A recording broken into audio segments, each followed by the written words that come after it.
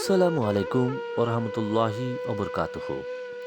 সম্মানিত ফেসবুক বন্ধুরা, আপনারা যারা যে যেখান থেকে ভিডিওটি দেখতেছেন, সবাইকে ভালোবাসা ও শুভেচ্ছা জানাচ্ছি।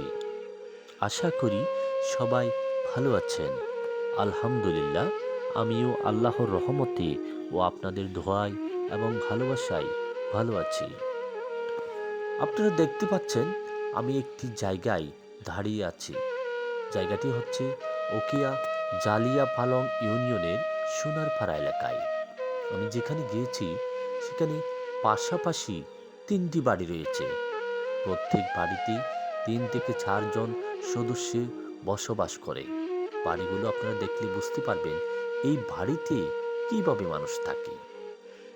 কিন্তু কি করবে, ভাগ্যের নিম্নের পরিহাস যে তারাই গরিব, তাদের সামর্থ্য নেই সেই বাড়িগুলো মেরামত করার জন্য।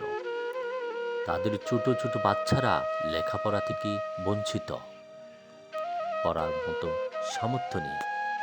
তারা কিভাবে আমার নাম্বারটি সংগ্রহ করে গত ৩ দিন আগে আমাকে ফোন করে তাদেরকে দেখতে যাওয়ার বিষয়টি বলে।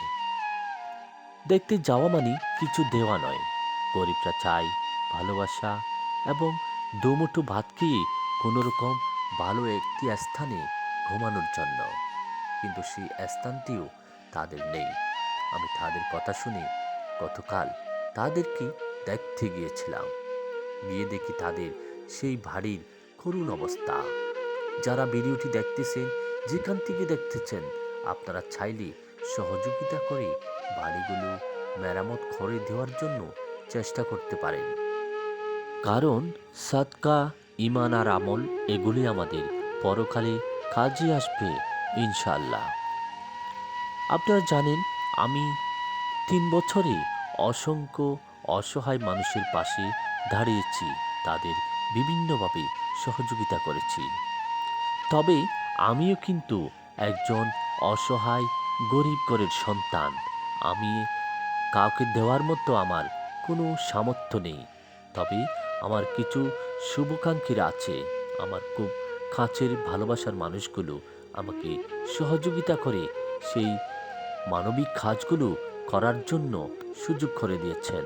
আমি মহান রবের কাছে শুকরিয়া আদায় করি। আলহামদুলিল্লাহ। আল্লাহ তাদের হায়াত দারাজ করুক এবং এইরকম মানবিক কাজ করার জন্য সবসময় তৌফিক দান করুক। সবাইকে অনুরোধ করব, আসুন আমরা সবাই দুনিয়ার প্রতি নয়, আখিরাতের প্রতি আকৃষ্ট হই। মানুষকে ভালোবাসি, অসহায় মানুষের পাশে দাঁড়াই। সবাই সুস্থ থাকবেন, ভালো থাকবেন।